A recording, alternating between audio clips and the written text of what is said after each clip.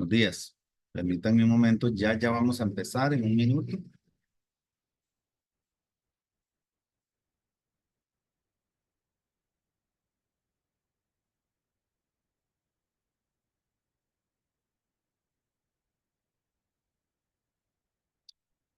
Muy bien, damos inicio en este momento a esta jornada de actualización profesional que hemos desarrollado desde nuestra agrupación Psicoacción.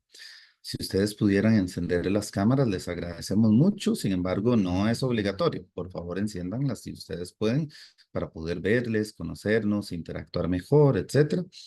Y esperamos que esta jornada sea de gran utilidad para ustedes. ¿Sí? Todas las sesiones se van a estar grabando y cada sesión va a tener aproximadamente 2 horas de duración.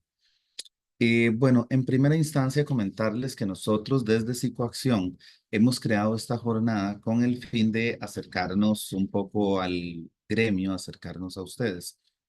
Brevemente me voy a robar un minuto o dos nada más antes de darle la palabra al compañero Ángel Espinosa, quien se va a encargar de impartir la capacitación. Pero comentarles que desde Psicoacción nuestra finalidad es ofrecerles esto con mucho esmero y la mejor de las intenciones para ustedes, para que también como una forma de acercamiento a ustedes.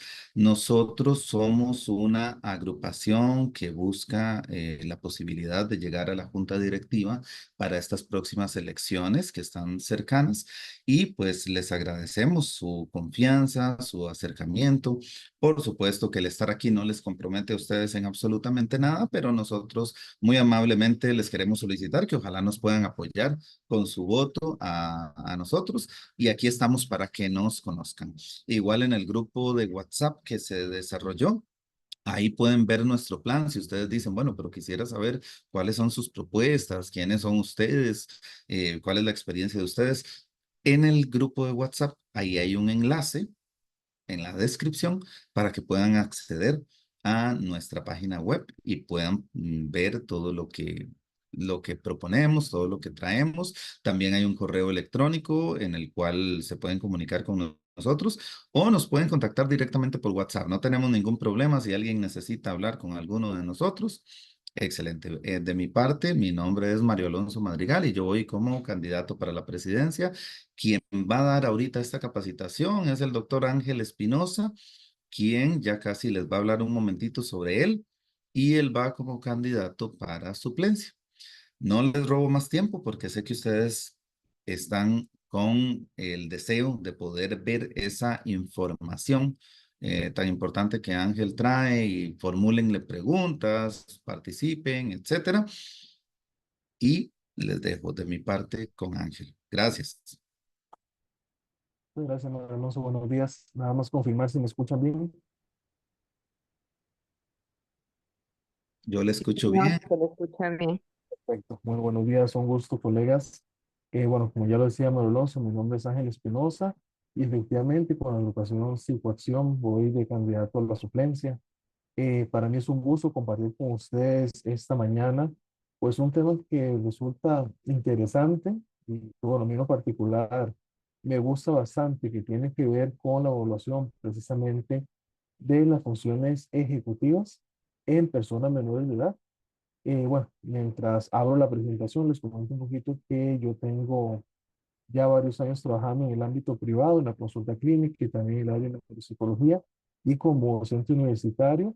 Y pues bueno, precisamente este material o esto que vamos a estar hablando esta mañana, espero que sea bastante provecho y utilidad para todos ustedes en el ámbito profesional, en el ámbito personal y que ustedes tengan total libertad durante esta jornada, pues, de abrir sus micrófonos, preguntar, dialogar y que podamos sacar bastante provecho, pues, al espacio en estas horas de la mañana. Nuevamente, bienvenidos y bienvenidas, muchas gracias. Como decía Manuel Alonso, pues comentarles también que revisen un poco nuestras ideas, nuestro plan como partido, ¿verdad? Como agrupación para las próximas elecciones del colegio. Y bueno, entremos de lleno con esto de la evaluación en funciones ejecutivas en personas menores de edad. Voy a hacer en esta primera parte como este pequeño recorrido teórico de algunos términos, algunas cosas como para entrar en contexto de lo que son las funciones ejecutivas y ese proceso de evaluación.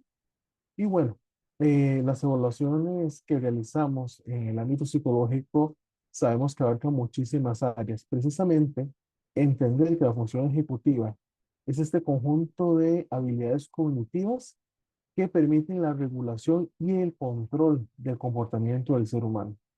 Facilita precisamente que las personas nos adaptemos a situaciones nuevas o complejas. Por ejemplo, dentro de las funciones ejecutivas tenemos la autorregulación, capacidad de toma de decisiones, resolución de problemas. Puede haber, adelantando un poco lo que vamos a ver ahora, alguna alteración, ya sea por alguna lesión, alguna patología en particular, que hace que yo desarrolla alguna alteración en función ejecutiva y me vuelve una persona más impulsiva, una persona incluso agresiva. Hay estudios que demuestran cómo hay un cambio en la personalidad del individuo cuando hay una lesión en la parte estructural que regula estas funciones ejecutivas y que eso conlleva cambios en diferentes áreas. ¿A qué asociamos precisamente en las funciones ejecutivas? Están ubicadas principalmente en el lóbulo prefrontal. Y cuando pensamos en funciones ejecutivas, generalmente pensamos en esa estructura o en esa zona. Pero vamos a ver ahora en la parte de estructura neurofuncional que realmente no es únicamente el lóbulo prefrontal, sino que hay una serie de redes precisamente a nivel cerebral de nuestro sistema nervioso que hace que sea todavía más amplio.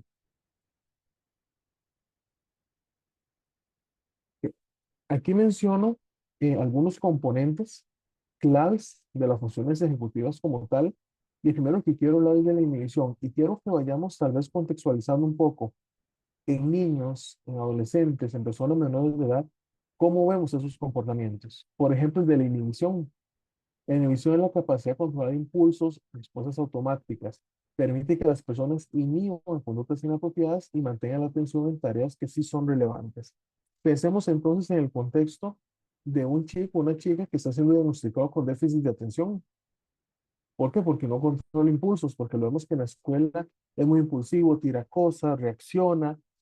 Podemos diagnosticarlo incluso con un trastorno del comportamiento cuando podríamos estar precisamente ante una situación de que, mira, este niño o esta niña lo que está presentando puede ser que sea alguna alteración en la función ejecutiva. La memoria del trabajo es la habilidad de retener y manipular información durante periodos cortos y es fundamental para hacer tareas, llevar a cabo comportamientos que mantengan una información disponible mientras realizo otra actividad. Por ejemplo, cuando yo estoy trabajando, imaginémonos que estamos trabajando en adultos en una empresa donde requiere pues, manejar maquinaria, pero al mismo tiempo yo puedo estar manejando la maquinaria y conversando con un compañero de trabajo sin que eso interfiera en el proceso. Personas que tal vez tienen alguna deficiencia en eso, se les va a dificultar mucho retener información mientras realiza tareas simultáneas. Imaginémonos entonces cuando le exigimos a un niño o una niña, una persona menor de edad, que retenga información y que haga varias cosas al mismo tiempo. Cuando esas áreas y esos mecanismos todavía están en desarrollo, como lo vamos a ver ahora, a veces, desde un modelo muy adultocentrista, esperamos que esos menores de edad se comporten, reaccionen y se regulen como si fueran adultos. Si ya para un adulto puede ser complicado, imaginemos la exigencia que podría ser para un niño y lo demandante que podría ser para una persona menor de edad ajustarse a esto. Cuando hablamos de flexibilidad cognitiva, es la capacidad de adaptar el pensamiento a una nueva regla o entorno. Implica cambiar de una tarea a otra de manera efectiva y ajustar estrategias ante el fracaso y responder adecuadamente en los cambios del entorno. Se ve mucho, entonces, cómo es el comportamiento, por ejemplo, del niño en casa en comparación a la casa de la abuela, del tío, en el supermercado, en el centro comercial, cómo los chicos pueden regular el pensamiento y, por tanto, también su comportamiento dependiendo del entorno en el que estén. Hablamos de esa autorregulación. La capacidad de planificar y organización es la capacidad de trazar metas, desarrollar estrategias para alcanzarlas y ejecutar esas estrategias de manera eficaz. Básicamente es prever cuáles son las consecuencias futuras y ajustarse precisamente según los objetivos. Desde la escuela empieza un tema de estimulación a nivel académico en los chicos para que logren aprender a planificar cosas, a predecir resultados, pero es un proceso paulatino. Otra vez, en algún punto puede ser que el entorno le exija a una persona menor de edad tener un rendimiento en esta área cuando apenas la está desarrollando. Y la capacidad de tomar decisiones, pues es evaluar diferentes opciones y seleccionar la mejor en función precisamente de las metas y el contexto en el que se encuentra como tal. Precisamente en el desarrollo infantil, las funciones ejecutivas emergen de forma progresiva. No es algo que yo nací y ya tengo todo esto desarrollado, ya tengo toda esta habilidad madura. No. Por ejemplo, con la inhibición y la memoria de trabajo se desarrolla temprano en la niñez, pero ojo, por ejemplo, la flexibilidad cognitiva y la planificación se logran desarrollar y consolidar más tarde en la adolescencia. Entonces vemos que ambos en proceso madurativo. Claro, por eso encontramos que en la adolescencia los chicos todavía podrían presentarse un poco impulsivos y a la hora de planificar podría haber como, ¿verdad?, esa confusión de qué objetivos quiero, cuál es ¿no?, o sea, mi proyecto, porque es una función ejecutiva que aún está en desarrollo. Ahora, podría haber condiciones neuropsicológicas como el déficit de atención, espectro autista, por ejemplo, que puede hacer que esas funciones ejecutivas sean todavía más complejas en su comprensión y en su desarrollo. Pero bueno, son casos particulares que corresponden también esa evaluación y ese acompañamiento apropiado. Entonces hablemos de cómo es que se desarrollan esas funciones ejecutivas. En infancia temprana podemos hablar de los 0 a los 5 años. Inicia precisamente ese desarrollo y una rápida proliferación de la sinapsis, que es esta conexión entre neurones, y aumenta la mielinización del cerebro. La mielina lo que facilita en las fibras nerviosas es que se empiece a transmitir rápidamente los impulsos. Y eso es crucial pues para la eficiencia cognitiva y el aprendizaje. Entonces, entre la etapa de los 0 a los 5, encontramos que los niños empiezan a absorber mucha información del entorno. Entonces, el cerebro empieza un proceso acelerado de mielinización para facilitar la conexión neuronal y por tanto el aprendizaje. Acá es donde encontramos entonces de los 0 a los 5 que empiezan a desarrollarse algunas habilidades o capacidades básicas como la inhibición, la memoria de trabajo, aunque de forma muy limitada. Aquí coloco un ejemplo. Un niño empieza a controlar gradualmente los impulsos y a mantener información de forma temporal para realizar tareas sencillas. Entonces, ubiquémonos en esta etapa del desarrollo, cómo este proceso se va viendo a cabo. Tenemos, por ejemplo, que en la corteza prefrontal experimenta un crecimiento considerable. Entonces, esa estructura, corteza prefrontal, empieza a crecer rápidamente, pero no se desarrolla del todo.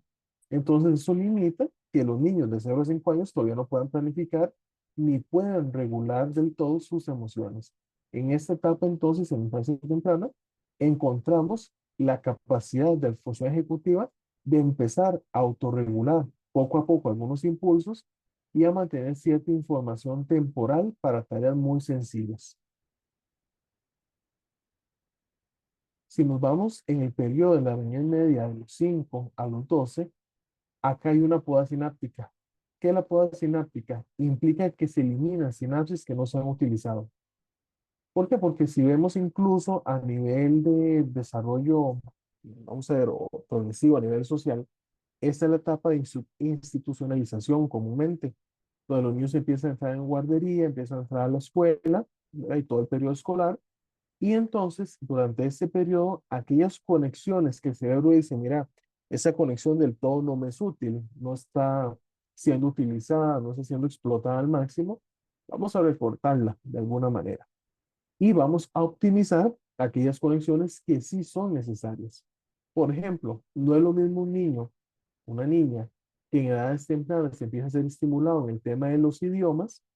Entonces el cerebro va a decir, y el sistema nervioso va a fortalecer esas conexiones neuronales de los idiomas y el aprendizaje de idiomas porque está siendo estimulado durante esta poda sináptica y entonces se codifica a nivel del sistema nervioso que es una habilidad necesaria para esa persona. Por tanto, es probable que se le facilite en el futuro seguir aprendiendo idiomas. En esta etapa es fundamental la estimulación infantil. Esta reestructuración es necesaria para definir las funciones ejecutivas y esa mielinización vaya no solo en la parte del lóbulo prefrontal, sino que empieza a tomar, ahorita vamos a ver las estructuras, pero estructuras como los ganglios basales, por ejemplo, el tálamo, que son fundamentales para que en esta etapa de los 5 a los 12 se empiece a afinar lo que es la flexibilidad cognitiva y el control de la atención. Por eso, si algún niño tiene alguna alteración, por ejemplo, el déficit de atención, lo vamos a detectar en esta etapa, no solo por la institucionalización, sino por esa poda sináptica y esas conexiones en esas estructuras que puede hacer que se le dificulte a una persona menor de edad el lograr mantener la atención. Acá también vemos otras funciones en esta etapa, como la toma de decisiones, flexibilidad cognitiva y autorregulación, que empiezan ya a madurar significativamente, aunque hay una inmadurez, por supuesto, por la edad, en comparación a los adultos. ¿Qué sí encontramos acá? Que los niños muestran una mayor capacidad para planificar y cambiar entre tareas y controlar impulsos en comparación a la etapa anterior. Y luego durante la etapa, perdón, escuché como un micrófono, no sé si alguien quería comentar o preguntar algo. No. Ok. Luego venimos a la etapa de la adolescencia, que va de los 12 a los 18. Y acá es fundamental porque ya los adolescentes se encuentran precisamente ante este dilema. ¿Soy niño, soy adulto, qué soy? ¿Verdad? Entonces está esa transición. Y las funciones ejecutivas empiezan ya a consolidarse del todo.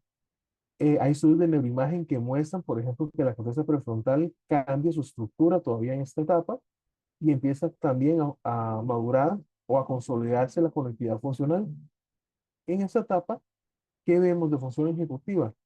Que hay una mayor conexión entre el lóbulo prefrontal y otras áreas como el sistema límbico, que es el encargado de esa regulación emocional y las tareas sensoriomotoras.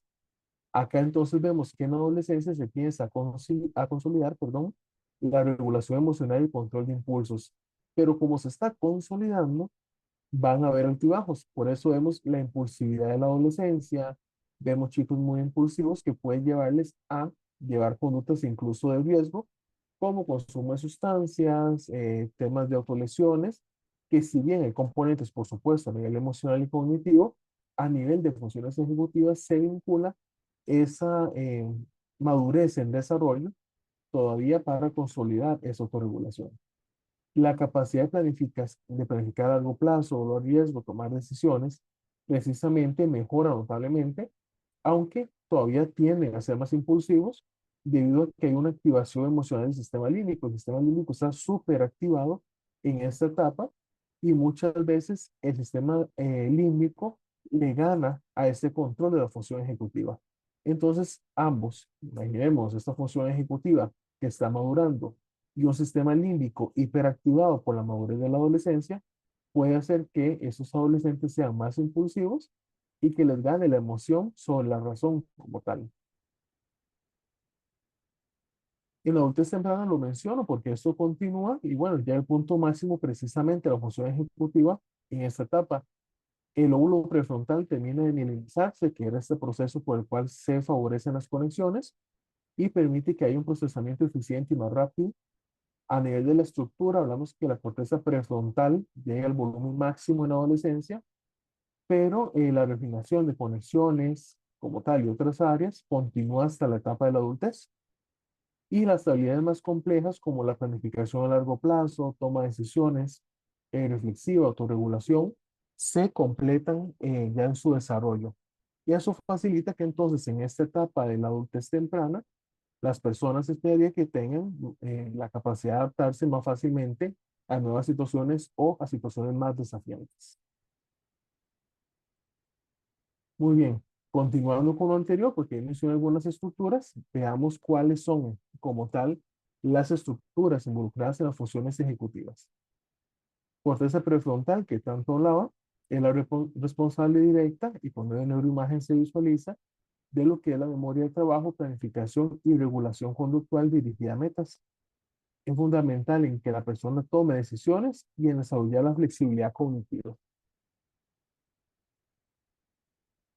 La prefrontal ventromedial, que está aquí abajito, marcado en verde, tiene que ver con el procesamiento emocional, principalmente con cómo la persona valora la recompensa y el castigo, y es importante para la integración emocional y cognitiva.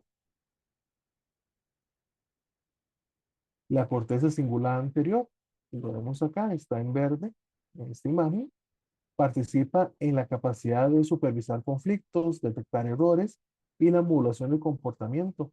¿Cómo se sabe esto? Bueno, gracias a la neuroimagen se le colocan a las personas ejercicios, pruebas y se ve qué estructuras se activan precisamente para resolver esas situaciones. Y así es como históricamente se ha ido detectando qué estructuras están interconectadas, cuáles se activan para desarrollar tales funciones ejecutivas. Los ganglios basales y el tálamo están involucrados en el control motor, cognitivo, facilita la transición entre las tareas y la inhibición de respuestas automáticas. Es un centro de control como tal. El sistema límbico, también del hipocampo, si bien no es parte del sistema ejecutivo, como les mencionaba antes en la adolescencia y una hiperactivación, como está conectado con el lóbulo prefrontal, integra las emociones a la hora de tomar decisiones, lo que hace que muchas personas primen la emoción sobre la razón y sobre la regulación del comportamiento. Lo vemos mucho, si vamos a la parte clínica, en pacientes con ansiedad, que muchas veces ese sistema límbico está tan activado en la emoción precisamente y que les lleva muchas veces a no racionalizar, que entonces se dejan dominar el comportamiento por esa respuesta emocional que están teniendo. A nivel de neuropsicología y a nivel de funciones ejecutivas ocurre igual. Cuando un adolescente, por ejemplo, vemos que, mira, se fue con los amigos después del colegio y no le avisó a nadie, no es simplemente porque sea desobediente, es que a nivel del sistema límbico la emoción de socializar, de compartir con sus compañeros, primó sobre la parte racional que el lóbulo frontal también está madurando en ese momento. A nivel neuroquímico, puntualmente, podríamos hablar entonces que hay un neurotransmisor muy particular que es la dopamina. Y en las funciones ejecutivas, los neurotransmisores están presentes en todo, particularmente la dopamina, porque la dopamina es esencial para la regulación del control cognitivo y toma de decisiones. Entonces, esos centros dopaminérgicos que están en el lóbulo prefrontal, ganglios basales, la dopamina al liberarse y estar presente, incentiva la motivación, la capacidad de atención y los procesos de planificación.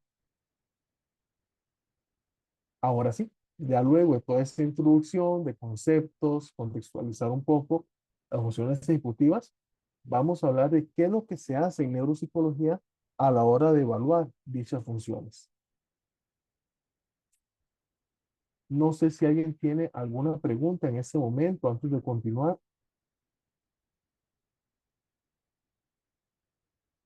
¿Sí? Continuamos.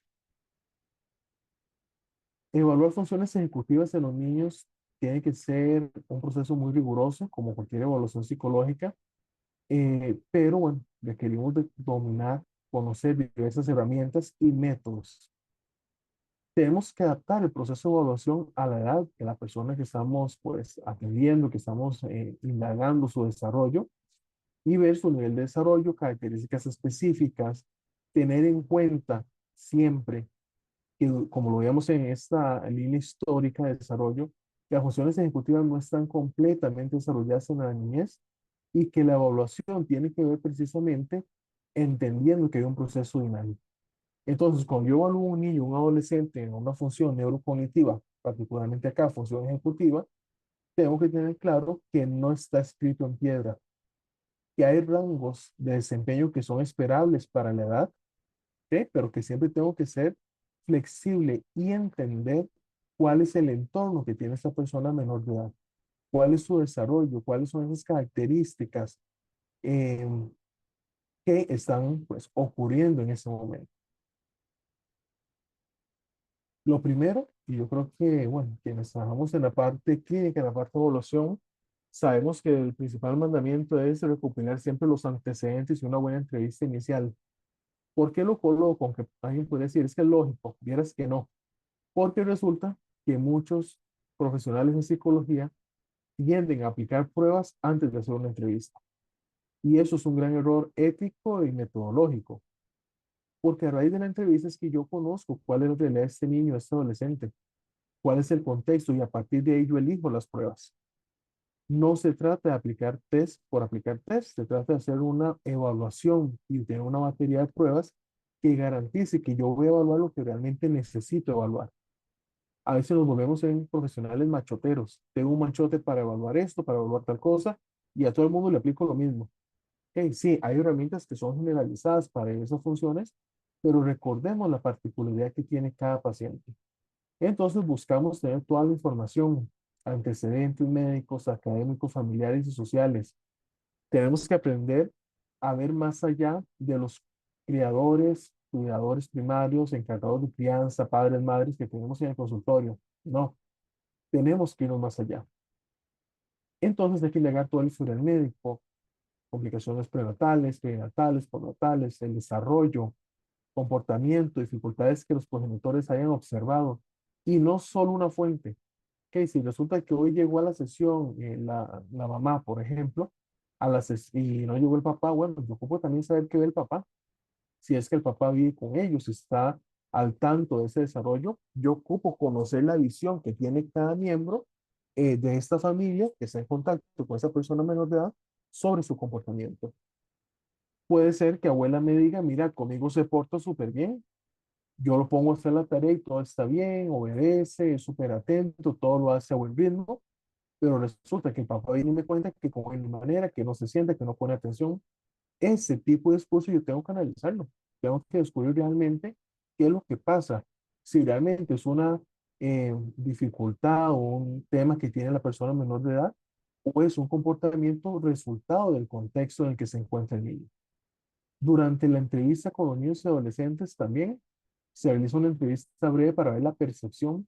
Mira, ¿qué piensa de eso que han dicho sus papás o su abuelo, su tío, la persona encargada de la habilidad cognitiva, emocional, conductual, ver cuál percepción tiene? Por ahí nosotros podemos tomar ayuda, pues, de algunos cuestionarios que nos pueden facilitar recopilar información no solo de los padres, sino de docentes, que nos completen cuestionarios específicos, por ejemplo, el brief, el Ackenbach, si me puedo ahorita también mencionar. Eso nos permite tener una función ecológica de cómo la función ejecutiva se manifiesta en contextos reales. Entonces, lo primero que yo hago, aparte de la entrevista, también es posiblemente indagar con docentes, con personas encargadas, con las que el niño comparte tiempo, qué percepción tienen ellos del funcionamiento del niño. Esta prueba brief es esto. Lo que nos permite es, con ese cuadro, esta imagen ahí no tiene que haber quedado, pero bueno, es un cuestionario estandarizado que analiza el funcionamiento ejecutivo de la vida diaria de los niños y adolescentes y permite precisamente evaluar de los 5 a los 18 años, y también hay una versión en Brief A que es para adultos, ver cuál es el comportamiento, qué es el desempeño que tiene esa persona menor de edad. Desde la planificación, organización, pero ojo, desde la percepción de los adultos y cuidadores. Son informes de padres, madres, maestros y algunos, en el caso de adolescentes, pueden también autoevaluarse y permite tener esa multidimensionalidad del desempeño. Generalmente nos da un gráfico como este, que analiza la flexibilidad, control emocional, iniciativa, memoria de trabajo, planificación. ¿Por qué ese primer punto es necesario? Porque puede ser que en esta primera percepción que tienen los padres y cuidadores, por ejemplo, acá podríamos decir que, mira, esta persona que llenó este cuestionario, este niño, está indicando que este niño tiene dificultades en la memoria de trabajo, en la iniciativa, en el control emocional, que son estas franjas en amarillo, en la regulación de la conducta también y por ahí en acción cognitiva. Pero resulta que eso me lo dijo la mamá, me lo llenó la mamá y la mamá percibe esto. Pero resulta que viene el papá, me completa el mismo cuestionario y me da información completamente diferente. Y resulta que el papá lo que percibe es que todo está bien, que no hay ningún problema. Y resulta que le apliqué el de adolescentes. Y el adolescente me cambia también el gráfico y me dice, no, mira, todo está bien. En lo que yo estoy fallando, lo que yo me autopercibo, es que no logro organizar materiales, que soy poco flexible. Ah, entonces a mí como evaluador me dice esto, tengo tres fuentes de información, mamá, papá y el adolescente, y los tres me están dando información diferente en esta primera entrevista, en esta primera indagación. Entonces ya con esta hipótesis, ese interrogante, esa duda como evaluador, yo me voy a seleccionar pruebas. Mira, si mamá me dice que Este niño tiene problemas en la memoria del trabajo, voy a buscar una prueba que me permite evaluar la memoria de manera global. Pero papá lo que me dice es que tiene problemas en la supervisión de tareas, por ejemplo. Voy a buscar alguna prueba que me facilite evaluar esto también. Pero el adolescente me está indicando que lo que más le preocupa es que no logro organizar materiales, o sea, temas de planificación. Por tanto, voy a buscar herramientas que me permitan evaluar y corroborar esto. Esto es una prueba, ¿verdad? Como tal, del GRIP, que nos permite tener ese contexto de la percepción de los encargados, cuidadores y docentes, pero también adolescentes, nos permite ver la autopercepción que tienen ellos mismos sobre su desempeño en función ejecutiva. Durante el proceso de evaluación, vamos a estar haciendo siempre observación conductual, es ver cuál es el famoso examen mental, básicamente, ¿verdad? Yo estoy observando el comportamiento, las aptitudes, el lenguaje, su desempeño, y se observan aspectos como impulsividad, control de la atención, la persistencia de tareas complejas, si puede seguir o no instrucciones, cómo cambia estrategias ante el error. Por ejemplo, si yo estoy evaluando con un WISC, ¿verdad? La escala Wechsler para niños, y hay una prueba que es con cubos. Si el niño se equivoca, el adolescente se equivoca, yo voy a observar qué reacción tiene. Yo he tenido adolescentes que se frustran y ya no quieren seguir la tarea. Eso me habla del nivel de frustración, de esa capacidad de cambiar estrategias. Eso es una función ejecutiva. Cuando un niño, un adolescente, vemos que es súper impulsivo al desarrollar una tarea en un test y vemos que lo está haciendo por hacerlo, que no está prestando atención, esa información, si bien el test me va a dar a mí una puntuación, un dato cuantitativo que me permite compararlo con niños o adolescentes de su misma edad y ver si está dentro o no de la norma, que tiene que ver con psicometría, ¿verdad? Y todo el proceso de evaluación, al mismo tiempo hay un factor no cuantitativo, sino este valor cualitativo que solo nosotros como profesionales podemos añadir al proceso de evaluación. Siempre tenemos que estar muy atentos. Yo siempre digo cuando doy cursos de evaluación, de pruebas, tenemos que estar muy atentos a lo que observamos, porque la prueba como tal sí nos da un índice numérico que nos permite comparar desempeño, pero este lenguaje, ¿verdad? Del niño, del adolescente, la persona evaluada, sus gestos, cuando vemos aquella cara de angustia, ¿qué nos habla esto? Eso debemos integrarlo también en ese cruce de información. Y eso se desarrolla con observación que nosotros podemos hacer como evaluadores. Y en la parte de seleccionar pruebas, que eso lo venimos desarrollando desde el primer momento, desde la primera entrevista con los encargados, yo ya voy visualizando, yo ya voy pensando, mira, qué pruebas voy a elegir, qué es lo que yo quiero medir. Y estas pruebas yo las selecciono según la edad y la capacidad que tenga la persona menor de edad. Mira, si es un niño que no sabe leer, yo le voy a aplicar una prueba que requiere lectura. Ya inmediatamente estaría perdiendo el tiempo, haciendo perder el tiempo a los padres y al niño. Tengo que buscar y tener una caja de herramientas de evaluación que sea amplia para la diversidad de personas que pueden llegar precisamente a evaluarse. Hay pruebas de inhibición, y aquí voy mencionando como algunas. Recuerden en la función ejecutiva de inhibición. Bueno, vamos a mencionar dos pruebas. Las pruebas de Stroop, que nos permite evaluar la capacidad de inhibir respuesta automática. Entonces, por ejemplo, la persona lee una palabra y realizar una respuesta no automática, nombre y poder de la palabra. Hay adaptaciones para niños. Eh, ¿Dónde encuentro la prueba de Stroop? La puedo encontrar solita, yo puedo comprar el Stroop solo, o bien hay una prueba que se llama Neuropsy. No sé si la conocen, en el Neuropsy hay una subprueba que es la de Stroop. Voy a adelantarme por acá, que es como esto. Entonces al niño, a la persona yo le digo, mira, me vas a leer, como dice acá, va a leer una palabra y realiza una respuesta no automática, nombrar el color de la palabra. Entonces yo le digo, acá me va a decir el color en el que está impresa la palabra. O yo le estoy pidiendo el color de la impresión. No le estoy diciendo que me dé la palabra. Automáticamente yo voy a evaluar con esa prueba la capacidad de inhibición de la respuesta. Porque la respuesta automática es ir leyendo acá verde, azul, verde, rojo, azul. O sea, la respuesta automática es leer la palabra. La inhibición de la respuesta es la capacidad de seguir la instrucción de recordar cognitivamente, ok, no, me están pidiendo el color, entonces no es verde, es rojo, no es verde, es azul, pero no es azul, es verde lo que tengo que decir. No es verde, es azul lo que tengo que decir. Entonces voy codificando y la persona va haciendo esa respuesta de manera automática para inhibir precisamente el impulso de la respuesta. Otra prueba es el Go, No Go Task. Si entonces se le pide que realice una acción, por ejemplo, presionar un botón cuando aparezca un estímulo específico. Acá hay un video, no sé si se podrá reproducir, creo que no. Ok, déjenme nada más abrir el video y les comparto y les narro. Esa prueba de Go, No Go lo que permite precisamente es igual evaluar la inhibición de la respuesta y ver que el niño logre o la niña, la adolescente, la persona, logre hacer, marcar la respuesta que le corresponde según lo que se está pidiendo. Voy a compartir por acá un segundito ventana. Vamos a ver.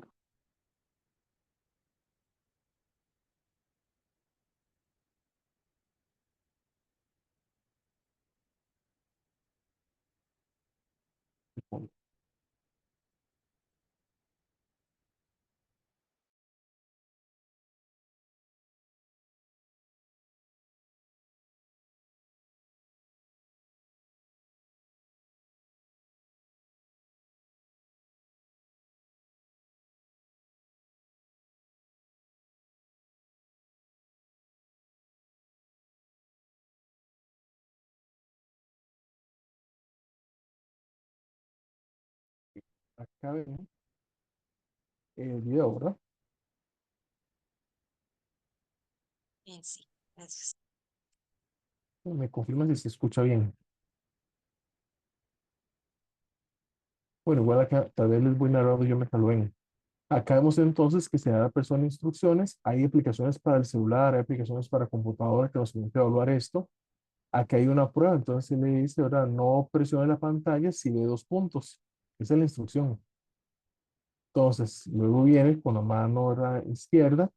Entonces, no presionar la pantalla si usted ve dos puntos. ¿Qué quiere decir? Que solo la presiono si veo un punto, como lo está haciendo en el video. Ese tipo de tareas lo que permite es ver la capacidad de respuesta. Y como ven en la prueba, ¿verdad? La velocidad luego va a ir aumentando, la velocidad en que aparecen los estímulos, para ver la capacidad que tiene la persona realmente de autorregular, ¿verdad? Y eso le va a dar a la persona, ¿verdad?, como un informe final de ese proceso de distinción, ese proceso de discriminación de la respuesta, como se ve en el video. Eso es un ejemplo de una tarea Go No Go. Hay varias pruebas que yo puedo utilizar. Por ejemplo, el decirle a la persona, mira, vamos a, cada vez que escuche un 2 y luego un 5 usted da un pequeño golpe a la mesa.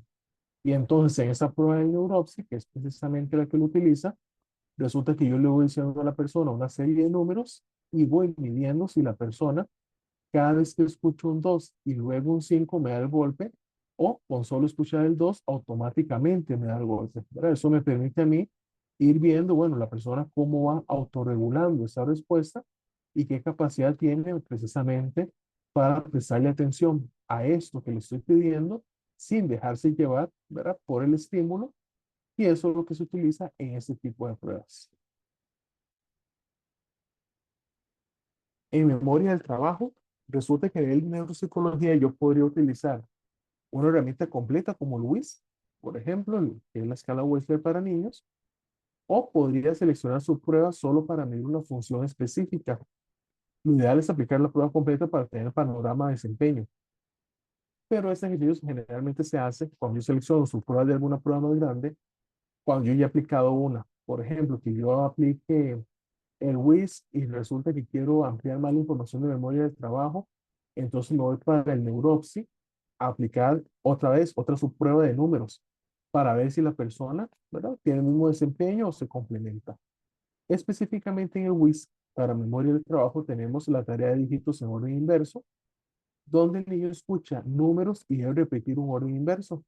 Aquí vemos la capacidad de retener y manipular la información, no solo recordar los números, sino manipularla para poder dar la respuesta que el evaluador le está pidiendo. Hay otra que se llama el Corsi Block Taking Test, evalúa el trabajo visoespacial, observa cómo hay una secuencia de bloques y replica la secuencia. Entonces, por ejemplo, en el WIS, acá tenemos las preguntas. Entonces yo al niño le digo, mira, voy a decirle una serie de números, cuando termine usted me los repite en el mismo orden. 2 9 me lo repite, 4 6 y así sucesivamente, ¿verdad? Hasta la serie de 8 4 2 6 9 1 7 8 3 5 y que me lo repita. Y después le pregunto en orden inverso. Mira, ahora se los voy a decir, me lo dicen en sentido contrario. Si yo le digo 8 2 se me va a decir 2 8. Y ahí voy con la secuencia. Este ejercicio nos permite medir esa memoria del trabajo. El coursing es este. Bueno, también es un video, pero rápidamente lo menciono. La intención es, si es digital, esos cuadritos se van a ir iluminando en cierto orden y cuando termina la serie, la persona debe tocarlos en el mismo orden. Y viceversa. Ahí está la parte inversa donde se iluminan en cierto orden y la persona debe tocarlos o señalarlos en el orden inverso. Se aplica a nivel físico, por ejemplo, con el neuropsy también, donde están los bloques, los cubos colocados sobre la mesa y precisamente la persona puede tocar, ¿verdad? Toca como tal el evaluador, los cubos en cierto orden y el niño o la niña adolescente o la persona los toca en orden cuando el evaluador ha terminado. Eso permite ver la capacidad que tiene esta persona de retener esta información, manipular la información y llevar a cabo la tarea que se le solicita. El tema de flexibilidad cognitiva, tenemos el Brain Making Test. Esa prueba evalúa la capacidad de cambiar de un conjunto de reglas a otros, por ejemplo, tener letras y números, y hay tareas sencillas para niños. Es este, o sea, básicamente es como el ir uniendo, ¿verdad? Los números. Inicialmente es como el de la parte superior, que va como en orden uno 2 3 4 5 ¿verdad? Hasta el 8. Posteriormente se vuelve complejo como el de la parte inferior, donde entonces lo que vemos es que tienen que alternar. Entonces tendría que buscar el uno, vamos a verlo, luego llegar del uno al A, del A al 2, del 2 al B, del B al 3 y así sucesivamente ir alternando para medir esa capacidad de flexibilidad. Y está el Wisconsin, que lo que evalúa es la capacidad para llevar instrucciones, cambiar de estrategia cuando las reglas cambian. Los niños clasifican cartas de diferentes colores. Ahí está, no les coloco imágenes, pero bueno, les comento.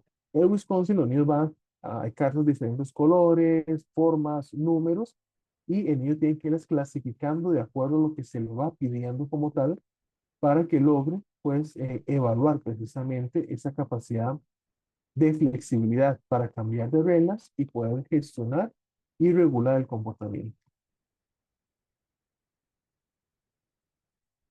A la hora de planificar, tenemos dos, la Torre de Londres y el Big Kiev también es una torre. Y básicamente el niño lo que hace es mover discos de un poste a otro, siguiendo algunas reglas. Y aquí vemos si logra planificar, ajustar errores. La otra es similar, pero con diferentes niveles de dificultad.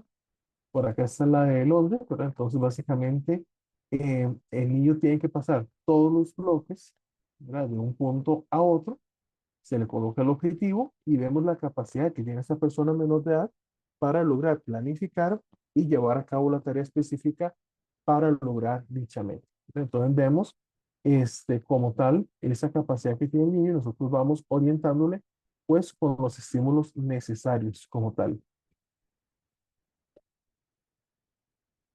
Acá está la otra, donde de igual manera, pero aquí hay mayor dificultad porque no son solo, si lo ven acá en la torre, tenemos como tres bolitas o tres bloques.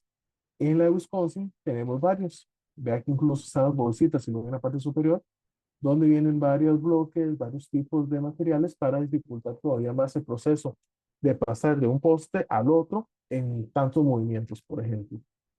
Entonces acá yo le digo a la persona que el objetivo es esto, que el azul esté en esa posición, por ejemplo, y le digo que tiene que ser en 9 movimientos, por ejemplo. Entonces hay que ver si la persona logra hacerlo en esos 9 movimientos.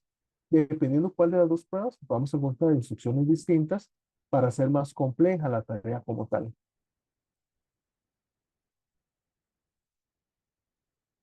Luego que yo he aplicado pruebas, y estas serán algunas, ahorita al final vamos a ver un cuadro con más pruebas. Luego que yo he elegido pruebas, las he aplicado, yo tengo que analizar el entorno escolar, si es que el niño o el adolescente está en la parte académica. Se recoge información de los docentes. Por ahí tenemos incluso cuestionarios que pueden funcionarnos, como el PAS, que permite precisamente ver cómo está afectado el comportamiento y el rendimiento académico, ver la capacidad a nivel educativo de seguir instrucciones, si logra emplear o no tareas. Ese es el básico. Y son preguntas de ese tipo. En el colegio sobre las reglas hay demasiadas, esa es la percepción del niño, pero hay también un formulario que es para los docentes, donde los docentes también mencionan situaciones de comportamiento. A mí no tengo pesadilla, mi profesor se enfurece conmigo por cualquier cosa, la mayor parte del tiempo estoy preocupado, odio el colegio, me siento herido fácilmente, el colegio es aburrido, y que nos vaya contestando. En el BAS, pues nos da precisamente un panorama igual numérico de esa percepción del desempeño académico que tienen los docentes y se aplica en adolescentes como tal, pues también qué percibe el adolescente sobre su entorno escolar y su comportamiento. Cuando yo he aplicado pruebas, a veces nos dejamos como cautivar, ¿verdad? Por la aplicación de pruebas y no le damos tanta importancia a una buena interpretación de resultados. Recordemos que tenemos un llamado ético, por supuesto, al tema de elegir pruebas adecuadas, que sean pruebas que realmente midan lo que queremos medir. Hay que comprobar los resultados, saber que la prueba que apliqué realmente es para el rango de edad de la persona menor de edad, ver el contexto sociocultural, educativo, y que esos resultados se interpretan en conjunto. Una buena práctica es agarro cada prueba y a cada prueba yo le hago su pequeño análisis, ¿verdad? Entonces tengo, por ejemplo, el WISC y hago todo el análisis del WISC, perdón, toda la interpretación y unos cuantos párrafos, hay una redacción de unas páginas donde describo todos los hallazgos y así con cada prueba. Y luego vengo e integro esos resultados. Mira, el WISC tuvo esto, lo traigo para acá, ese tuvo lo otro, pero en la entrevista me dijeron tal cosa y empiezo como evaluador a hacer esa integración.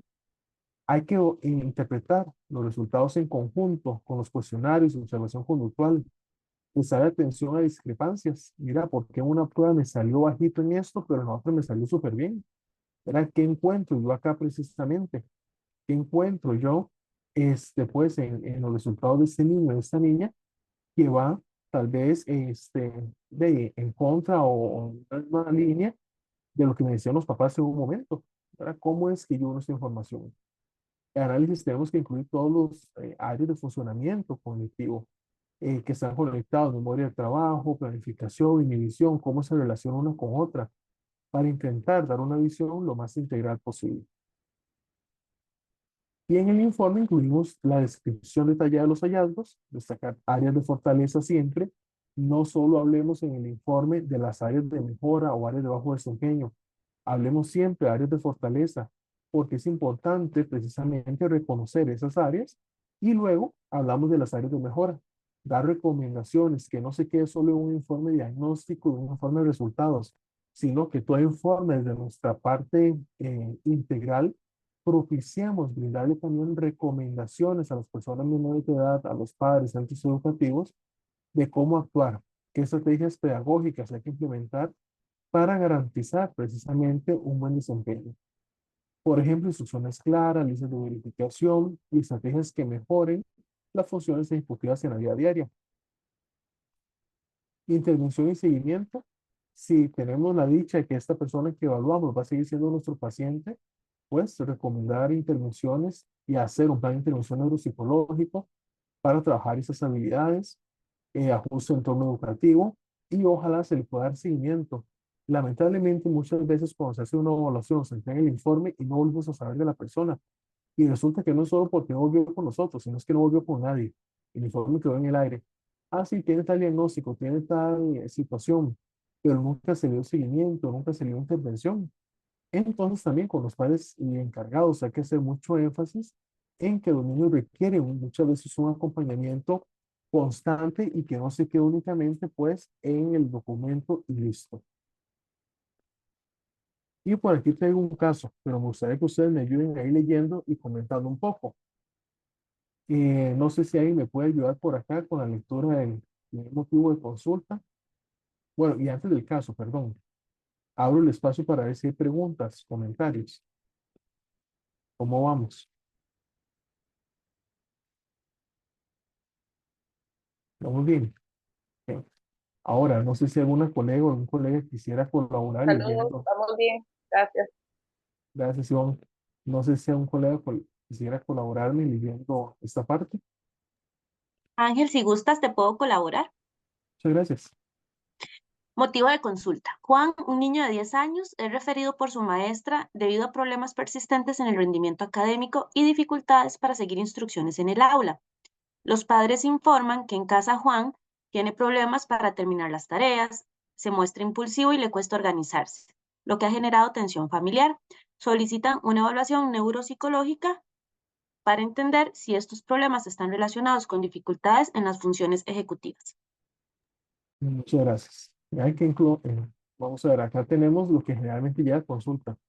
En las escuelas detectan ciertos problemas y le dicen a los papás, busquen una evaluación, ocupamos un informe. En el mejor de los casos es esa responsabilidad. A veces encontramos que llegan a consulta, es que en la escuela lo diagnosticaron. ¿Verdad? Y ya vienen con el diagnóstico, con el paquetito de diagnóstico. ¿Quién lo evaluó? ¿Cómo fue la evaluación? Sí, hay que cuestionar esto. En este caso, Juan tiene 10 años, ¿verdad? Y hay problemas académicos, pero al mismo tiempo, los papás informan que lo han notado impulsivo y dificultad en organizarse también. Y eso ha generado tensión en la familia. Veamos qué más continúa por acá. Dice que, bueno, Juan Pérez tiene 10 años, quinto de la primaria, dificultades académicas, desorganización, impulsividad, problemas de seguir instrucciones, que vive con padres, tiene una hermana mayor, y los padres describen que el ambiente familiar es estable, aunque han tenido dificultades para manejar los problemas conductuales de Juan. Por acá, si alguien colabora también, Ángel, si gusta, le colaboro. gracias.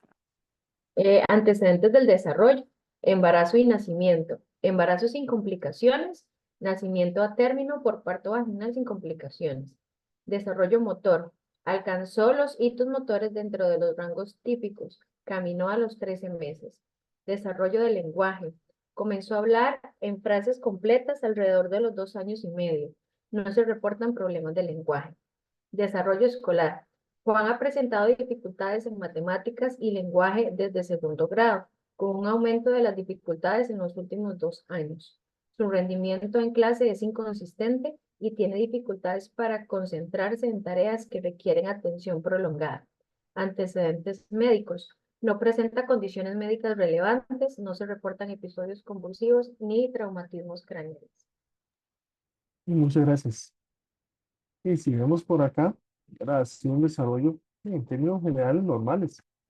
Sin embargo, ya en la escuela, lo que mencionaba al inicio de la sesión de hoy, es cuando empezamos a notar cambios. Empezamos a notar, mira, este niño no tiene el mismo desempeño que los demás de su edad.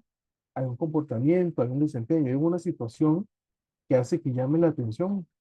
Y entonces es en la escuela generalmente donde empezamos a ver los motivos de consulta, donde empezamos a notar que no hay un buen ajuste, que no hay un buen desempeño o que no se cumple con la expectativa que se tiene.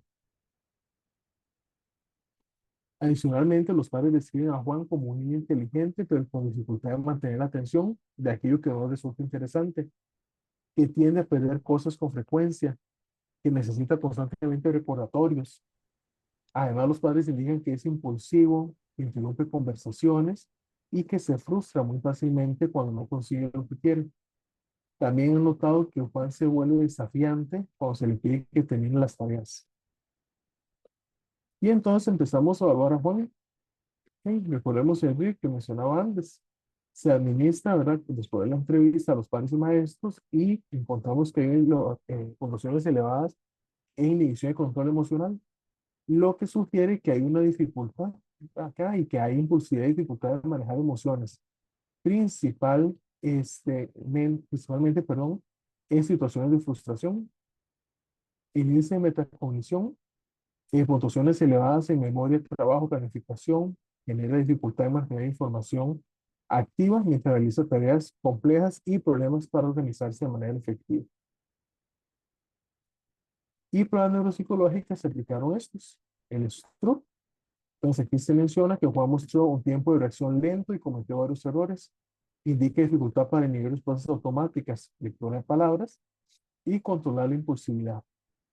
En el Cursive Note Taking, Juan mostró dificultades en la memoria de trabajo visoespacial, presentó dificultades para retener y reproducir secuencias más largas. En el Train Making Test, tardó significativamente más tiempo de lo esperado para su edad y cometió más errores, lo que sugiere problemas en la flexibilidad cognitiva. Y en la Torre de Londres, Juan mostró dificultad para planificar movimientos con antelación, necesitando más intentos que el promedio para completar la tarea de forma correcta, y eso evidencia problemas en la planificación. Entonces, se coloca como muy puntual qué fue lo que se encontró. Algo importante, si bien no vamos a ampliar mucho en el tema de redacción de informes, pero considero que es necesario que sepamos para qué va a ser el informe. En este caso, los papás lo solicitan porque la maestra, ¿verdad?, encontró dificultades y ellos lo han notado. Entonces, tenemos que colocar resultados y descripción que se asocie precisamente a la parte académica. Preguntarnos, ¿realmente es necesario siempre colocar puntajes? Los puntajes de las pruebas. Se recomienda que sí, porque puede ser que un profesional posteriormente pueda revisar, un profesional en psicología, en neuropsicología, podría revisar los resultados y podría decir, ah, mira, sí, tuvo esta puntuación, claro, entonces una correlación. Pero siempre conozcamos cuál es la utilidad que se le va a dar a este informe. Continúo. A nivel conductual, Juan se mostró con dificultades para mantenerse concentrado en tareas, eh, o perdía el foco, necesitaba redirección, mostró frustración en tareas que eran complejas, impulsividad y cambio de humor.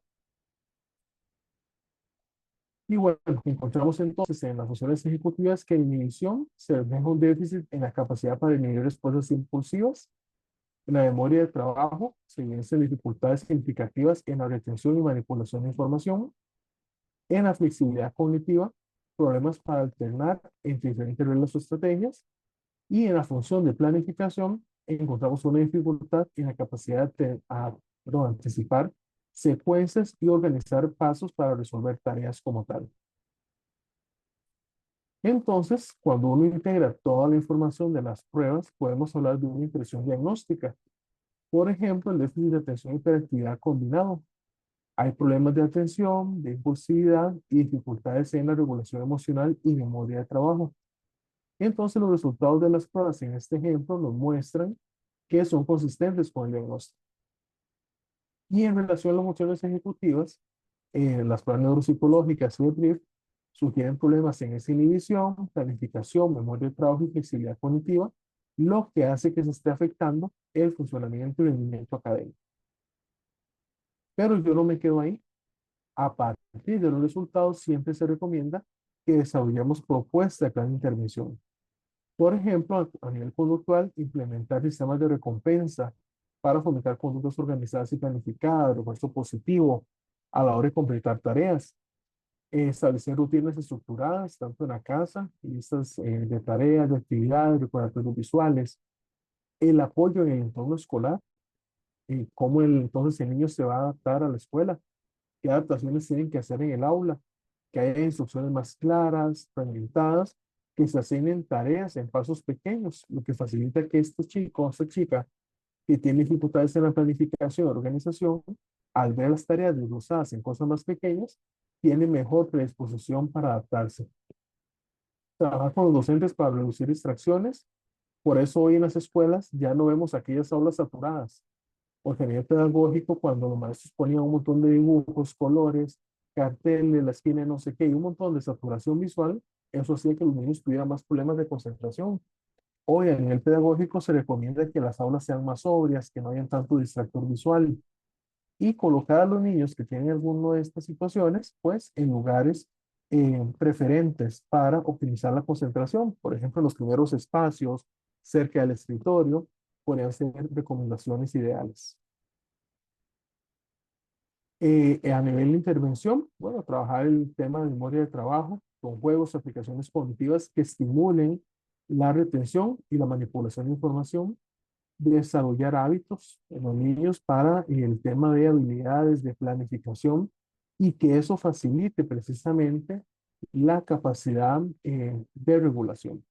A nivel emocional, es algo que no podemos dejar de lado. Tenemos que trabajar mucho en educación emocional, en regulación emocional y colaborar para que estos adolescentes, niños, personas que tienen alguna situación de estas, logren desarrollar esa habilidad de autorregulación emocional. Y el monitoreo y seguimiento. Generalmente se recomienda este, dando un acompañamiento, darle a los chicos, a las personas en general, 3 meses al inicio, ir extendiendo, para ir permitiendo que esas personas logren desarrollar pues esta rutina, este plan que se pueda adaptar realmente a su contexto.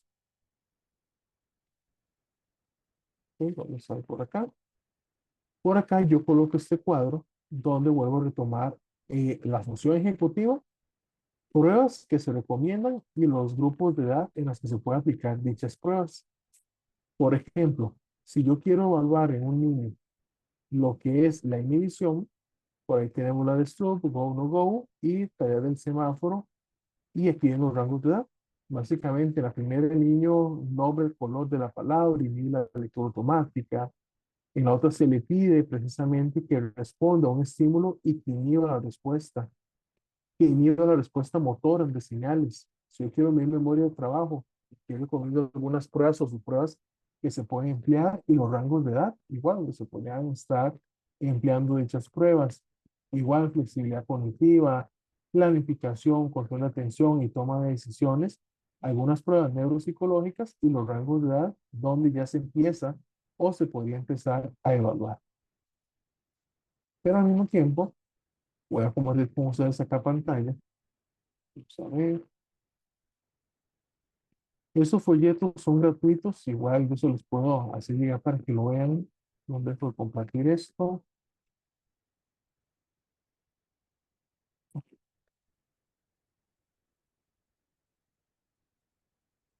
Y este tipo de estímulos, ¿verdad? Es para adultos, que también se puede funcionar para niños, donde se busca, ¿verdad? Que se estimulen diferentes áreas. Por ejemplo, que anoten el día, la semana, día, el mes, el año, la hora, que copien la noticia de un periódico, revista o que en redes sociales, señalar las letras A que ven en el recuadro, cuente el número de letras A señaladas por cada línea, que en texto y que nos marque.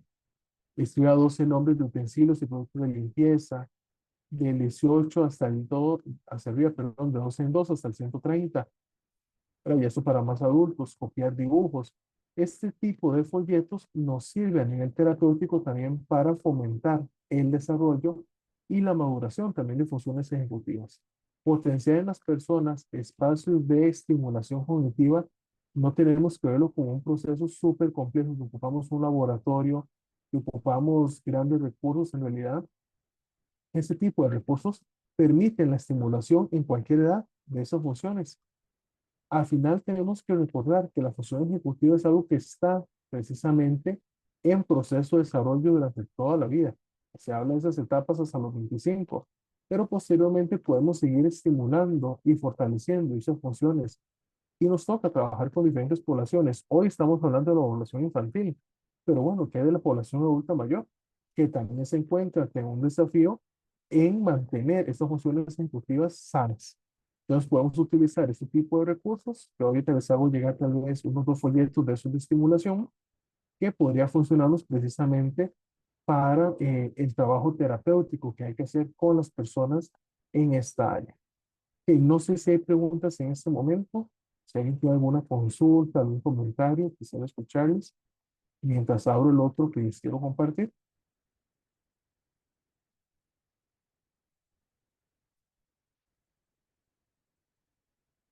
No hay preguntas en el chat tampoco.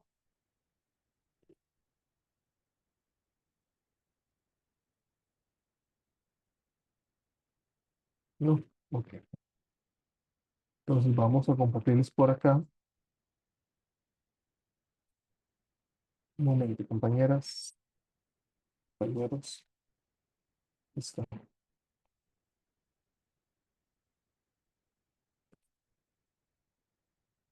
Segundo, porque el internet nos está ayudando en este momento.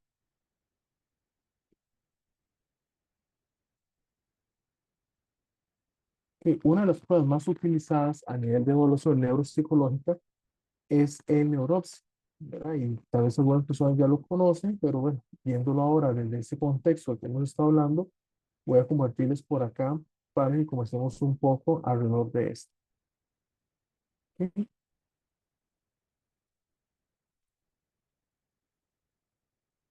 Vamos a ver si ya abrió.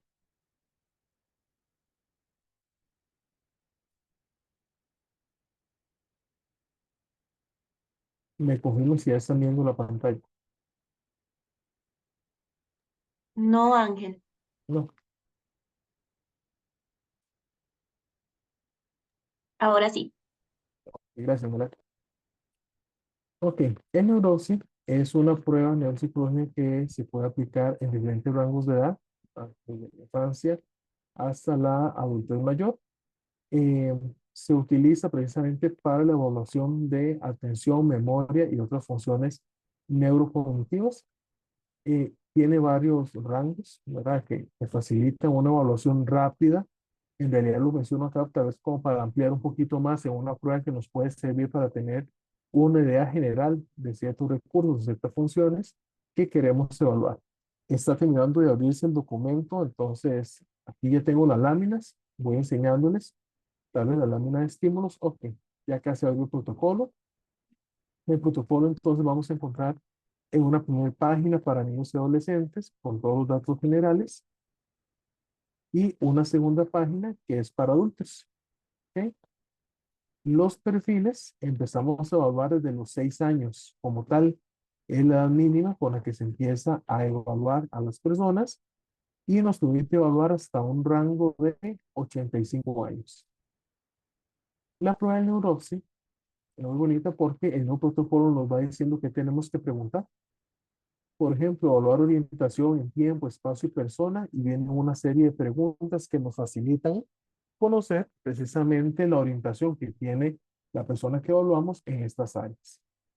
Dígitos en progresión, igual nos viene acá en comillas qué es lo que tengo que decir a la persona y las indicaciones de evaluación. Voy a leer una serie de números, cuando termino usted me lo repite en el mismo orden y de igual manera ahí yo puedo leerle y que la persona me lo repita. Y yo voy puntuando el desempeño en esa capacidad de atención y concentración, que tiene que ver también con la memoria del trabajo que estábamos hablando antes. E incluso, vamos a ver si por acá puedo darle vuelta a eso para que lo vean, en los gráficos, acá. Vean, no sé si notan que en los gráficos, en esta parte superior, encontramos el apartado de memoria, ¿verdad? Y nos dice memoria de trabajo, memoria de codificación, de vocación, funciones ejecutivas, si vamos específicamente, son todas estas subpruebas. La capacidad de atención y concentración son todas esas subpruebas. Y la orientación, que fueron las primeras que le mencioné. Entonces, si precisamente el tema de los números, ¿verdad? La retención de dígitos y todo esto va a permitir ver la capacidad que tiene la persona en diferentes funciones cognitivas. Está tanto en progresión, que es decirlos en el orden tal cual, y está en regresión, que es decirlos en el orden contrario a los que yo se los he dicho. Otra prueba para el tema de memoria, ¿verdad? Que la persona, yo le leo 3 veces una lista de palabras y la persona me la repite, no importa el orden, es ver la capacidad que tiene la persona en esta memoria de trabajo que es para retener a corto plazo. Entonces la persona tiene que retener a corto plazo, pero al mismo tiempo esta su prueba me permite ver si la persona tiene una memoria semántica, por ejemplo, que es la capacidad también de ordenar o agrupar según su contenido semántico. Por ejemplo, cara, ceja, hombro, son partes del cuerpo. Burro, rana, cabra, son animales.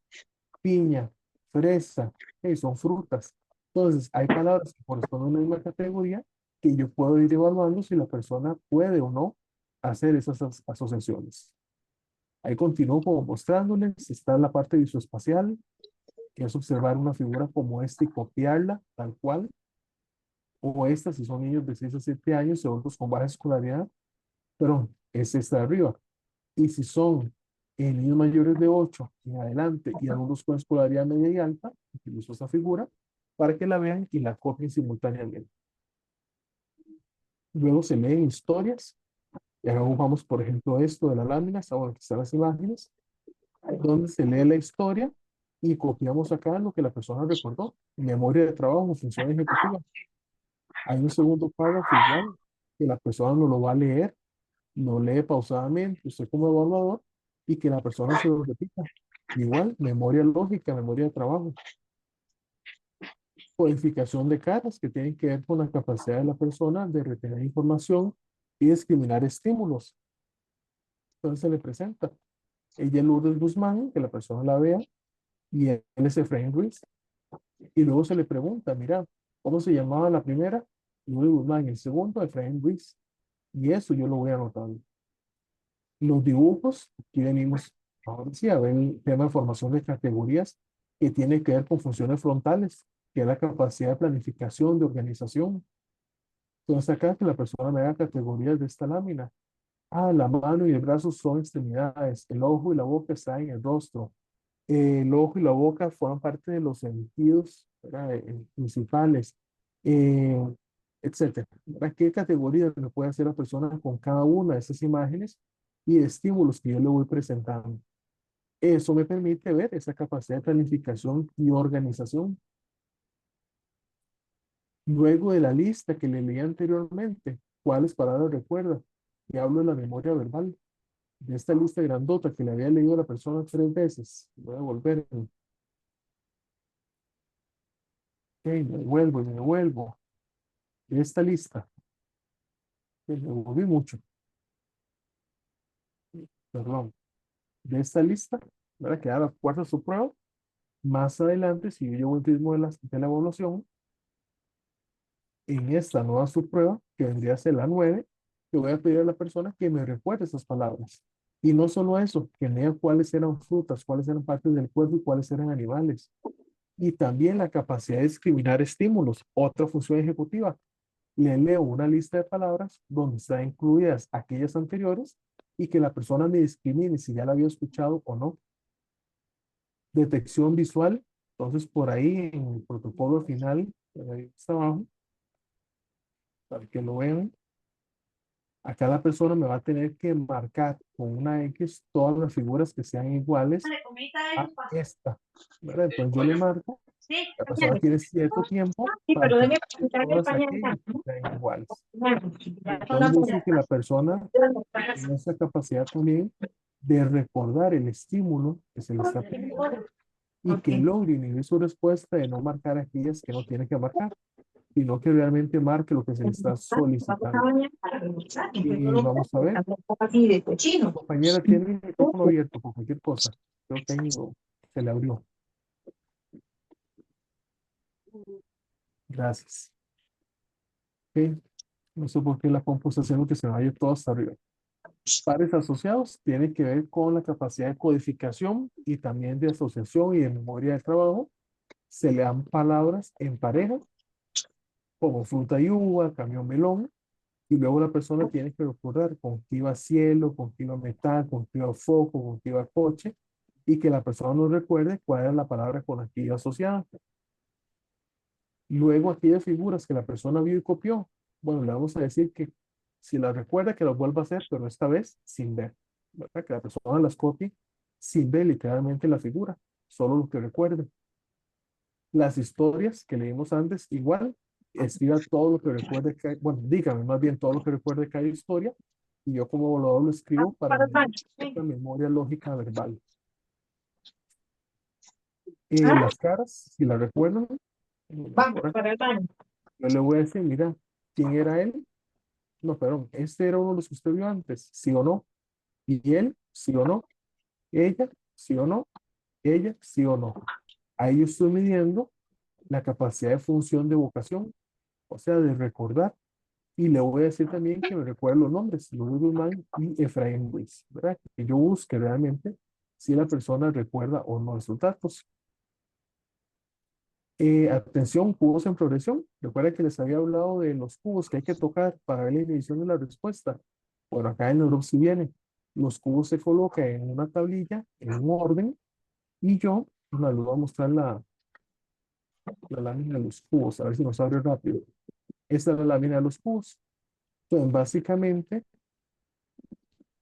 yo coloco los cubos en este orden, la persona no ve el número, y yo toco Colega, disculpe, es que tengo el micrófono abierto todavía, por cualquier cosa.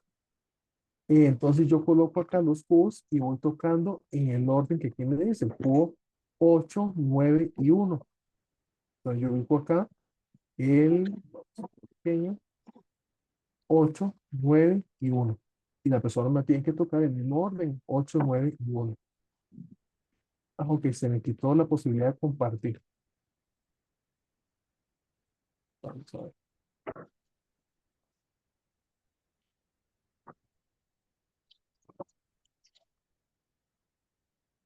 Se me fue ahí la presentación. Sí, gracias. Entonces, regreso por acá. La intención es que la persona nos vaya marcando, ¿verdad?, los cubos en el orden que yo los toco. Si es 4, 6, 7, 3, yo tocaría el 4, el 6, el 7 y el 3, y que la persona los toque en el mismo orden. Ahí yo mido la capacidad que tiene la persona para concentrarse. Y luego en regresión, si yo toco el 4 y 8, pues yo toco 4 y 8, la persona tiene que tocar 8, 4. Y tiene que tocar al contrario. La parte de inhibición de respuesta y que tiene que ver con la atención y concentración, y antes les daba el ejemplo, cada vez que usted escucha un 2 y un 5 en conjunto, da un pequeño golpe en la mesa. Y aquí hay un número 7, 8, 2, 5, 1, entonces la persona me va dando un pequeño golpe en la mesa cada vez que escucha un 2 y un 5 para ver la capacidad que tiene en este momento de inhibir la respuesta automática. Acá viene atención y concentración, series sucesivas, y le pido que la persona me cuente de 3 en 3, empezando con el 1, se llega al 40, y yo mido, ¿verdad?, en esa cantidad de tiempo, si son de 6 a 8 años, tiene hasta 120 segundos, de 9 años en adelante tienen 45 segundos para contarlos. Luego le pido que me diga todos los nombres de animales que recuerden, todas las palabras que inicien con la letra P, y anoto acá para medir la fluidez verbal que tiene el paciente o la persona que evalúo. La fluidez no verbal, aquí se le da ejemplos de la lámina, que es esta, y se le dice que me va a hacer todas las figuras que pueda, lo más rápido que pueda, con 4 líneas, sin que sean iguales a estas ni iguales entre sí. Entonces vemos la capacidad de planificación y de fluidez que tiene la persona para hacerme todas las figuras que pueda. Para eso se le da también una lámina, vamos a ver si la encuentro por acá, que es esta.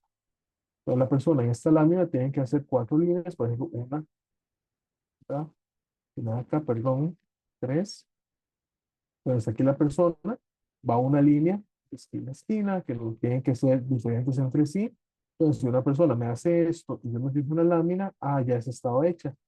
Ya eso yo lo catalogo como un error. Pero bueno, esos detalles se ven como tal en el manual. Pero es como para que vean el tipo de prueba que podemos encontrar acá. Vamos a ver qué más les puedo comentar de acá. Ah, ok. Tenemos por acá entonces el tema de las palabras en pareja, si recuerdan que hay una lista de palabras que tenían pareja. Bueno, posteriormente yo le voy a preguntar qué recuerda, con qué iba elefante, con qué iba cielo, con qué iba metal, y que la persona me diga con qué iba cada una. Viene la parte de función motora, que es muy rápido de hacer. Seguir un objeto, colocamos un lápiz en posición vertical a 20 centímetros de la nariz y que lo vea y sígalo con los ojos sin mover la cabeza de un lado a otro. Reacciones opuestas, si yo doy un golpe en la mesa, usted da 2 golpes, cuando yo doy 2 golpes, usted va a dar solo un golpe. Cuando yo doy un golpe, usted da 2 golpes, pero si yo doy 2, usted no da ninguno. Entonces vemos la capacidad que tiene la persona de seguir instrucciones y nuevamente de inhibir respuestas. Cambio de mano, básicamente es colocar nuestra mano en una posición que la persona siga. Por ejemplo, las posiciones son palma, puño y filo, ¿verdad? Entonces, en esa secuencia, palma, puño, filo, hacemos una secuencia y que la persona ver si lo hace exactamente igual o si comete errores. Eso tiene que ver con función motora. Y el de dibujo, le enseñamos esto y le pedimos a la persona que lo haga exactamente igual en una hojita. Eso nos permite evaluar también la capacidad de inhibir respuestas y de autorregulación. Y por último, el stroke, donde yo a la persona le digo esta lámina Léame todas las palabras por columna, con rojo, azul, verde, café, rojo, así sucesivamente. Luego dígame los colores de cada rombo, de cada círculo, perdón. Entonces me lo lee de cada óvalo, qué color tiene. Y ahora me va a decir el color en el que está impresa la palabra. Entonces aquí sería azul, verde, rojo, azul, café, verde, rojo, rojo. Que la persona me lo vaya leyendo lo más rápido que pueda.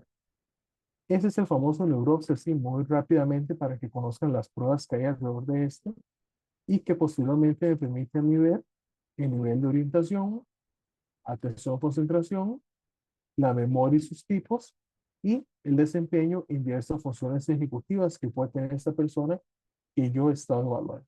Entonces también se los comparto para que ustedes vean, ¿verdad? Este otro recurso adicional. Muy bien, compañeras, compañeros, colegas. Abro el espacio de preguntas.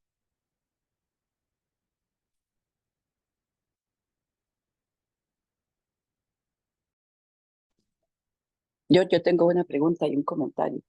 ¿Verdad? Buenos días. Muy bien. Muchísimas gracias. Me encanta. O sea, es un gran maestro. Explica muy bien. Me recuerdan a mis maestros. Margarita Murillo, yo soy carnet 286 por aquello de, así, soy viejilla. Gracias, Eh, Margarita. yo pienso que lo principal, y me gustaría escucharte como por tu experiencia de evaluación, ¿verdad? Porque unimos las evaluaciones cuantitativas, cualitativas, pero lo que estás hablando, que lo dijiste al principio, es esta percepción inicial que tenemos con menores de edad, igual puede pasar con adultos mayores, me imagino, ¿verdad? Esa es mi pregunta, esta percepción de hacia dónde voy, y esta percepción es la vital para poder elegir las pruebas. ¿Es así? Ese es el número uno. La otra es, porque muchas personas dicen, no, solo pásale esta prueba, pero puede que mi intuición, y la intuición solo la va a dar la experiencia y también la ayuda mutua. Entonces, cuando hablamos de qué es lo que pensás vos, por ejemplo, a nivel de estas habilidades, de la inteligencia, de qué es lo que estamos evaluando. Al final de cuentas, queremos mejorar la calidad de vida de la persona, queremos ofrecerle mejores espacios de desarrollo, porque a veces perdemos como el foco, ¿verdad? Entonces, yo quisiera saber un poco desde tu experiencia, ¿para qué evaluamos en ese sentido? ¿Cuál es el objetivo? ¿Y a qué tengo que prestarle atención prioritariamente en cada uno de los resultados? Porque a veces cuando tenemos mucho miedo al principio nos quedamos solo con los números y no logramos interpretar. Entonces yo quisiera saber, desde tu experiencia, qué es lo que más le recomiendas a las personas cuando evalúan, porque vamos a seguir aprendiendo. Vienen miles de pruebas siempre, siempre, siempre, pero hay una variable que en realidad yo no tengo la respuesta, eso te la pregunto. ¿Qué aconsejas vos desde tu experiencia de pasar? ¿A qué le tengo que dar importancia a pesar de pasar las pruebas? Y sobre todo a la hora de hacer informes. Gracias. No, Margarita, muchísimas gracias también por la pregunta. Un gusto saludarle. Creo desde mi experiencia que lo fundamental siempre va a ser la funcionalidad del paciente o la persona que yo estoy evaluando. Más allá de un número, yo creo que los procesos de evaluación neuropsicológica han trascendido y que si bien un número que nos da una prueba, y como mencionaba usted, a veces nos apegamos mucho a esto, nos permite comparar el desempeño de esta persona con una población similar, ¿verdad? Entonces nos da un rango si su desempeño es inferior, si es superior a lo esperado para este rango de edad, que en teoría la persona debería de desempeñarse de X o Y manera. Creo que ese número nos sirve mucho a nivel estadístico, ¿verdad? Psicométrico, pero a nivel de intervención, a nivel de funcionalidad del paciente, pocas veces tienen gran utilidad si yo no lo sé utilizar. ¿Cómo lo utilizo yo? Precisamente para buscar que esta persona en un proceso de intervención tenga mejor calidad de vida. Entonces, el numerito que a mí me da no es un número vacío, yo tengo que ver en qué estructura. Entonces, por ejemplo, que ese número bajo me lo dio en memoria de trabajo. Entonces, eso me dice a mí que tengo que diseñar un plan estratégico de intervención para estimular esta zona o esta área. ¿A qué voy? Hablemos siempre del desempeño que tengan las personas en una evaluación en función de la calidad de vida o de la adaptabilidad que puede tener esa persona. Puede ser que alguien tenga baja alguna función, pero resulta que tener la baja nunca le ha representado ninguna dificultad. Y resulta que no le representa dificultad porque su contexto, el entorno en el que está, no le demanda que tenga un desempeño superior en dicha función, en dicha área. Entonces aquí hablamos de otros términos, el término de la patologización. Venimos desde la clínica muy acostumbrados a patologizar, a poner etiquetas, pero ¿para qué? ¿Para qué me sirve un resultado de una prueba si yo no tengo esa habilidad clínica de desarrollar un plan de intervención que se pueda adaptar y potenciar la calidad de vida del paciente? Entonces, básicamente, estos números, esos datos que me dan en la evaluación, tengo que darles una utilidad constructivista en el sentido de decir, de toda esa información que tengo en la evaluación, ¿qué puedo hacer yo como profesional para ayudarle a esta persona a tener una mejor calidad de vida y un mejor desempeño? Evaluaciones, como dice la colega, hay muchísimas, muchísimas pruebas y a veces tenemos que tener la visión amplia de decir, mira, realmente eso que me están pidiendo evaluar es lo que esta persona necesita. Y sí, porque puede haber una necesidad de evaluar dicha área, pero si desde mi criterio, mi intuición, mi ojo clínico me dice a mí, Miguel Ángel, mejor evalúe también esto otro, porque puede colaborar en el beneficio de esta persona, debería también, ¿verdad?, de evaluar y ampliar siempre con una visión de construirle calidad de vida al paciente. Entonces, por ahí andaría mi criterio, Margarita. No sé si le respondo, si quiere agregar algo más. Muchísimas gracias. Es que igual tengo que retomar evaluación y probablemente te esté buscando aquí en la sede de Guanacaste para que las chiquillas también, te lo agradecería mucho si me apoyas, Claro que puedan sí. también las estudiantes retomar esta visión. Me gusta mucho tu posición. Muchas Muchas gracias. gracias, Margarita, un gusto. Ok, creo que por el chat también hay preguntas. Vamos a ver. Dice, tengo una consulta que recomienda en el caso de valorar a niños de zonas rurales porque no han sido escolarizados, niños migrantes, por ejemplo, o que por negligencia no han tenido buen acompañamiento y estimulación. Lo pregunto porque, por ejemplo, si tengo un adolescente de 14 años, pero que a nivel de maduración impresiona a menor edad, por ejemplo, es no recomendable usar baremos o pruebas para su edad cronológica o podría evaluar con pruebas de menor edad con el fin de darle oportunidad de tener mejor desempeño. Lo digo porque cuando uno hace un diagnóstico es bastante pesado y a veces esos diagnósticos en lugar de potenciar limitan. Más si esos diagnósticos lo reciben los centros educativos, en lugar de potenciar al alumno, lo pueden limitar. Estoy omitiendo mi consulta. Gracias, Francisca. Vamos a ver, hay que tener cuidado de utilizar pruebas que no vayan al rango de edad, pero ahí viene precisamente eso que comento. En la evaluación, cuando yo aplico una prueba que es para una edad específica, yo tengo que hablar a qué se debe también el desempeño que tuvo. Si este chico tuvo un desempeño inferior a lo esperado para la edad, pues me toca a mí también explicar cuál es el motivo probable del por qué es así.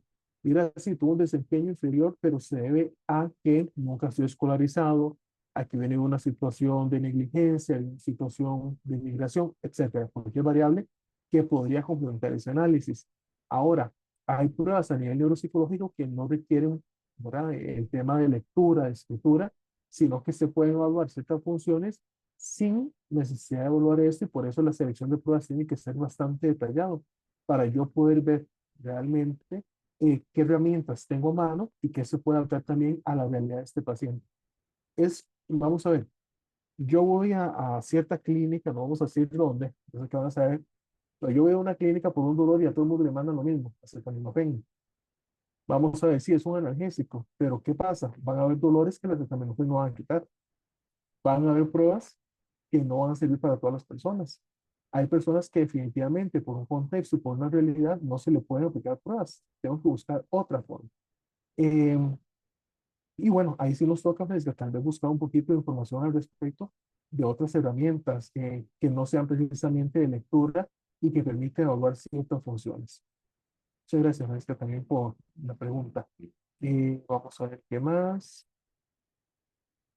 Ajá, por aquí lo ya mencionaba que está la prueba atento, que también permite evaluar funciones ejecutivas, cuestionarios ampares, consultantes y docentes. No sé si alguien tiene alguna pregunta adicional. Yo les voy a hacer llegar tal vez la presentación que utilicé el día de hoy para que la puedan tener a mano, ¿verdad?, también como respaldo un poquito de la información que se habló, pero no sé si alguien tiene alguna consulta en este momento, en el chat, ya el micrófono. Buenas, yo lo que tengo es un comentario. Ujú. Soy Francisca. Nada más, Ah, es tal vez un comentario constructivo para las personas que tal vez trabajan en el sector privado y les llega una demanda, como usted lo decía, muy específica de escuelas, de papás, de otros profesionales, que de veras hay que tener mucho cuidado a la hora de emitir esto, porque lo que se dice queda. Y si, por ejemplo, no va a ese enfoque que usted explica, más constructivo, por ejemplo, a uno no siempre lo van a contratar para el plan de intervención, nada más lo contratan para el diagnóstico. La gente lo quiere lo más rápido posible. Hay lugares donde lo hacen en una sesión, lo cual es súper antiético, pero la gente lo paga, lo hace porque es más rápido. Y cuando uno está empezando tal vez en esto, también tiene una necesidad económica y necesita pues el dinero. Y si uno empieza a ponerse un poquito quisquilloso, la gente va a decir, ay no, qué complicado, mejor me voy al que me va a hacer todo en una sesión. No que yo le diga, vea, son varias sesiones, hay que hacer estas pruebas. Pero yo creo que sí hay que tener mucho cuidado porque de veras lo que se coloca va a impactar la vida de una persona, sea para bien o para mal. Y si es una persona menor de edad, le podríamos estar cortando literal todo su potencial y que lo estigmaticen, perdón. Y ya luego uno tiene alumnos en la universidad, yo tengo alumnos en la universidad que me llegan con diagnósticos que tuvieron a los 5 años, ¿verdad? Que ya no vienen ni al caso y los siguen mencionando, ¿verdad? Y uno dice, qué extraño, este alumno no tiene dificultades, o sea, seguro las tuvo hace 10 años, pero ya debemos superar ese diagnóstico porque además la gente cambia, tal vez fue por algo muy del contexto y tal vez ya la gente adulta logra modificar o revertir esos diagnósticos si tiene acceso al sector privado, pero si es en salud, ese diagnóstico se queda y se sigue como jalando, entonces tal vez si uno trabaja en sector privado, tener mucho cuidado y sí conversar con todas las partes, no solo con el que pida la cuestión, porque si es un papá con una intención de ir a un juzgado, si es una maestra con intención de tal vez nada más que lo mediquen, que es lo que yo escucho mucho, que le diagnostiquen algo para que ya lo mediquen, o por ejemplo en un centro de cuido para justificar por qué lo van a sacar, lo van a expulsar, cuestiones así, ¿verdad?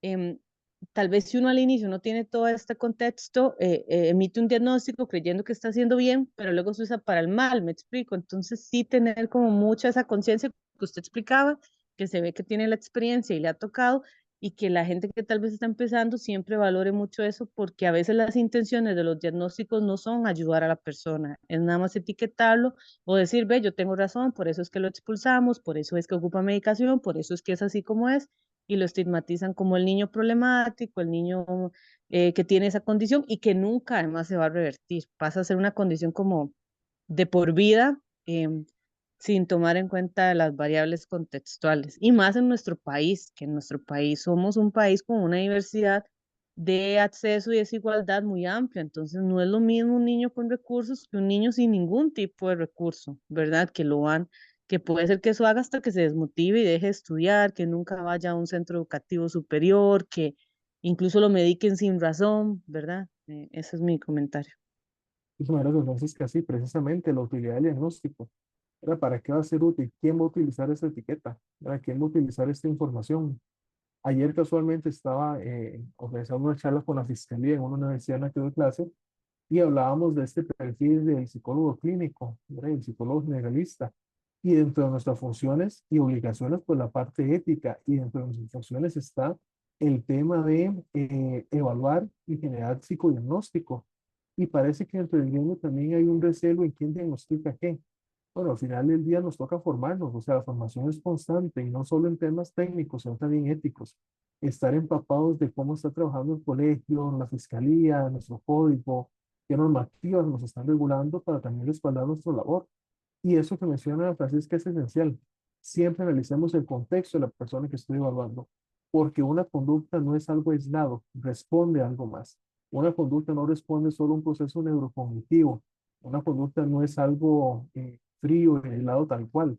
La conducta siempre responde al contexto de la persona. Entonces, un niño está en proceso de desarrollo, como lo mencionamos durante la sesión, ¿verdad? Entonces, este comportamiento que tiene hoy puede ser que un año ya no esté, o puede ser que haya empeorado, o puede ser que haya aparecido algo nuevo.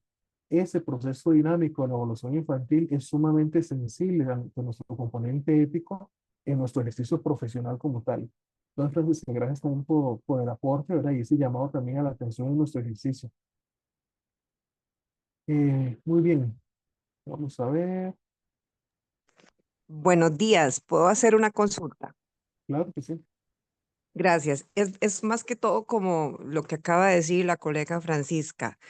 Por ejemplo, no es solo adquirir las pruebas. ¿Qué seguimiento se le da, por ejemplo, a los colegas que estamos iniciando y que a veces adquieren las pruebas y solo se guían por las instrucciones y no tienen un conocimiento absoluto, ¿verdad? Porque, por ejemplo, con la explicación que usted acaba de hacer en torno a las pruebas, hay muchas cosas que uno como principiante desconoce.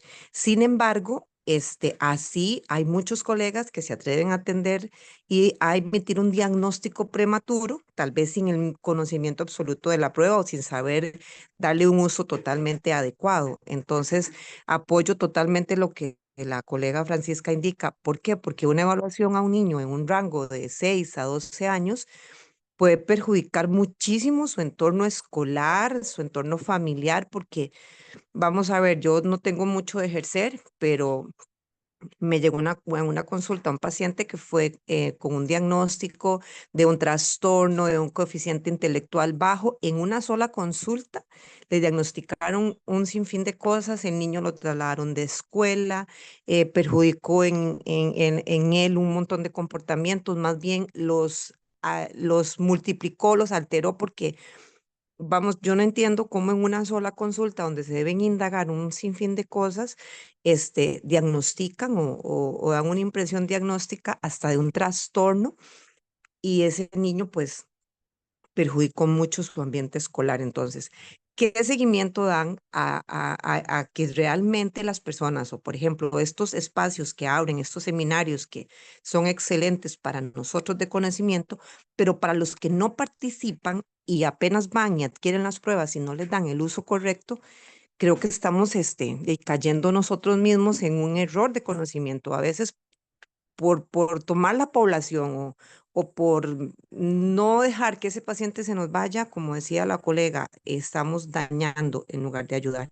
Entonces, a mí me gustaría saber cómo, en qué se encaminan para saber que una persona tiene el conocimiento absoluto para aplicar una prueba o que solo con instrucciones de primera vez considera que ya tiene un diagnóstico en un niño. Cristina, creo que es un dilema ético complejo, ¿verdad? Su código de ética llama a que cuando yo voy a aplicar alguna técnica, alguna estrategia, un proceso de evaluación, tenga las competencias necesarias. Pero vamos a ver, al final es un criterio que a veces queda en la subjetividad y esa subjetividad puede llevar a cometer muchos errores en el tema de aplicación y en el tema de redacción de informes. Creo que como gremio tenemos que hacer mucho énfasis en el tema de una sensibilización de nuestra responsabilidad como agremiados. Creo que nuestra posición es sumamente delicada porque puede marcar la vida de una persona con un diagnóstico, una evaluación o un informe que no sabemos la utilidad que se le pueda dar, como se ha mencionado durante esta mañana. Entonces, Diana, concuerdo con usted, es peligrosísimo. O sea, las pruebas usted con solo ser colegiado las pudiera comprar. ¿Verdad? Usted va a diferentes lugares donde venden pruebas y con solo colegiarse. Y no solo eso, las encuentra en línea. ¿Verdad? Usted va por el busca una prueba en línea y ahí está, escaneada y usted la descarga. Y muchos cometen el error de decir, ah, mira, ya la tengo, entonces ya la puedo aplicar. Como usted lo menciona, hay un tema de ocupo esta población, ocupo este ingreso económico de la población.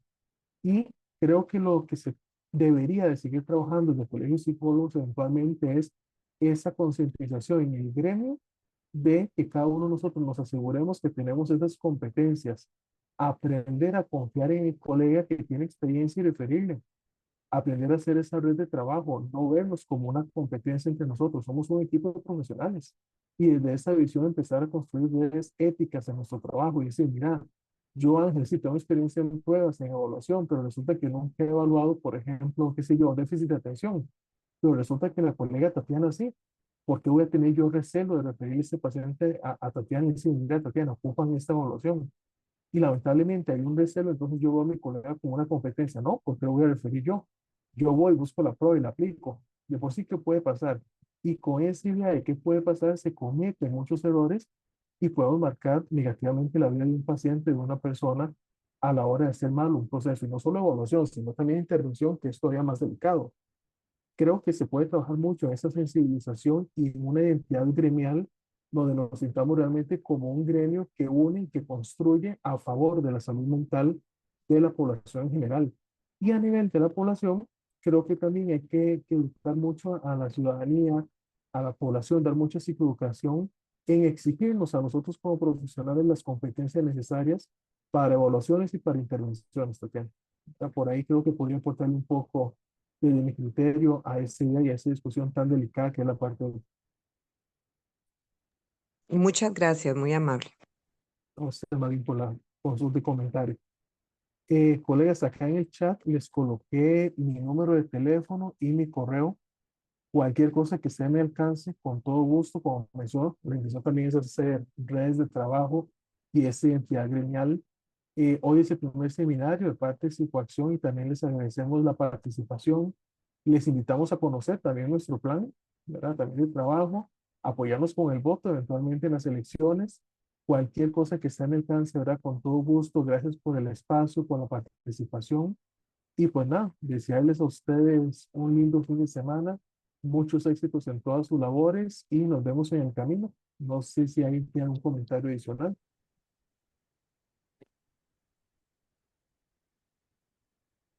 No, número Muchas dos. gracias. Yo nada más quería hacer un pequeño cierre, agradecerles a todas y todos por estar acá. Esperamos que lo hayan disfrutado, que supongo que sí, que le sacaron bastante provecho. Las próximas jornadas y capacitaciones realmente están muy buenas, están muy bien pensadas, muy bien diseñadas. Esperamos que les agraden bastante. Para que sepan, apenas se termine la jornada, se va a estar enviando a las personas que estén inscritas, pues enlace para las grabaciones, por si eventualmente les faltó ver algo, necesitan repasar o alguien no se pudo conectar a alguna, entonces con todo gusto. E igual que sepan que todavía hay posibilidad de inscripción, si conocen más colegas, nosotros les agradecemos mucho que les hagan llegar la información para que se puedan inscribir. Eso sí, son solo para personas colegiadas. Pero bueno, estamos a la orden. Muchas gracias también por darnos el espacio de presentarles Psicoacción. Esperamos que nuestra propuesta les agrade. Que estén muy bien.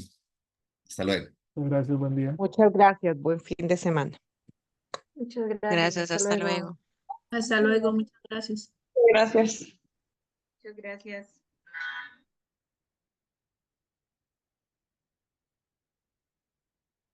Muchísimas gracias, estuvo muy lindo.